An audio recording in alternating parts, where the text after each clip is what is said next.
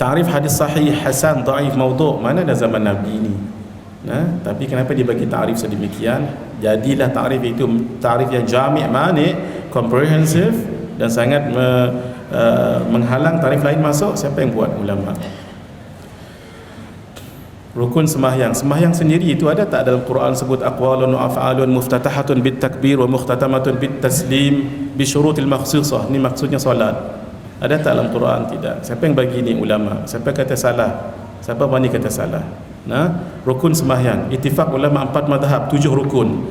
Dalam mazhab kita Asy-Syafi'i mu'tamad seperti yang disebut di dalam kitab Majmu' Syarah Muhadzab oleh Imam An-Nawawi ada 13. Dalam kitab Sabilul Muhtadin li tafaqquh fi amri din, Syekh Muhammad Arsyad Al-Banjari kata 17. Ada kata 18.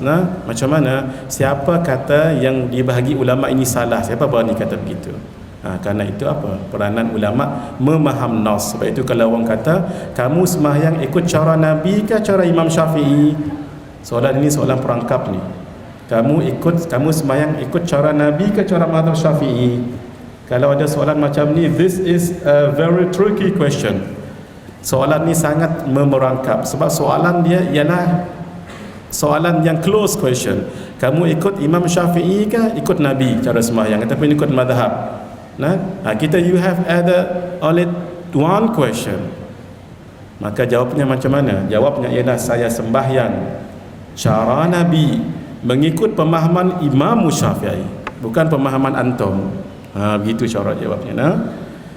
Sebab kalau kita kata saya ikut mazhab Syafi'i tidak ikut Nabi, kan soalan tadi close question. Kamu sembahyang ikut cara Nabi ke cara mazhab Syafi'i? Dijawab saya sembahyang cara Nabi mengikut pemahaman Imam Syafi'i. Sebab kalau saya banding dengan Imam Syafi'i tak terbanding. Begitu. Sahabat sembahyang cara Nabi sebab mereka lihat Nabi salat. Nabi katakan sallu kama raaitumuni usalli.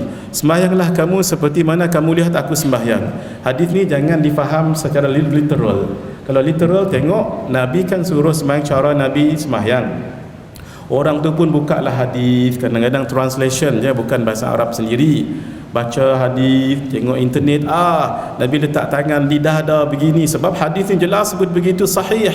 Tapi apakah fahamnya begitu? The translation could be like that, but the understanding not necessarily like that. Memang translation begitu, tetapi maknanya tidak semestinya begitu. Karena itu ulama melihat hadis yang pelbagai, qawaid fiqhiyah, dari segi lughah dan sebagainya, baru keluar hukum sunat. Itu saja.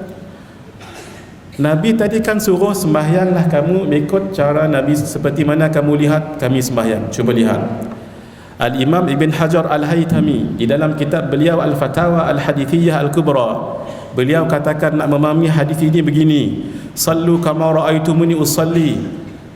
Apa dia? Basariyatan bin nisbati ila sahabatil kiram, yang melihat Nabi sembahyang sahabat sahaja.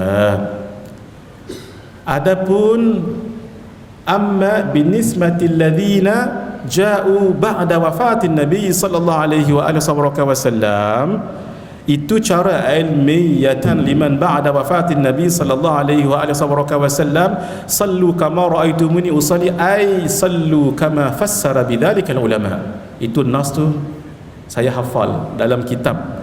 Nas itulah bukan semua kitab. Nas itu saya hafal dalam kitab Al-Fatawa Al-Hadithiyah Al-Kubra. Maksudnya apa? Kita nak faham cara solat Nabi ni mustahil sekarang kita baca kitab terus faham, tidak.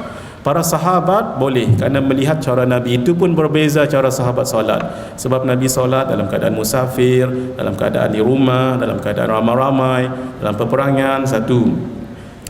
Tabi'in lihat Nabi tak? Tabi'in tak. Macam mana mereka sembahyang cara Nabi? Mereka lihat sahabat. Tabi'in lihat Nabi tak? Macam mana mereka sembahyang exactly cara Nabi?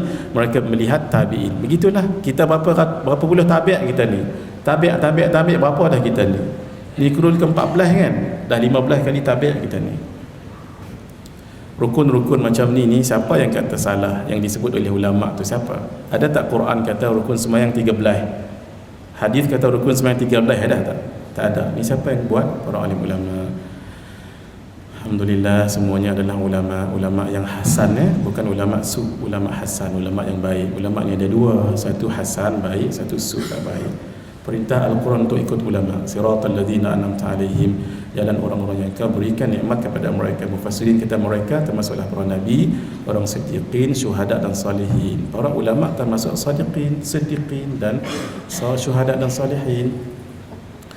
Nombor 4, amalan tradisi yang baik sebaik-baiknya dikekalkan. Ini kata Syekh Ibnu Muflih Al-Maqdisi Al-Hambali. Beliau mazhab Hambali ni. Orang yang tak setuju dengan bid'ah hasanah selalu rujuk pendapat beliau. Ternyata beliau sendiri sebut dalam kitab Al-Adab Asy-Syar'iyyah, beliau katakan apa? Beliau nukilkan apa yang disebut oleh qala Ibnu Uqail fil funun, la yanbaghi al-khuruju min 'adatin nas illa fil haram. Tidaklah sewajarnya keluar daripada tradisi adat yang dibuat oleh orang ramai itu, melainkan jelas ia haram. Kalau dia tidak haram, buat saja tak apa, walaupun dia adat yang tidak menyalahi Quran.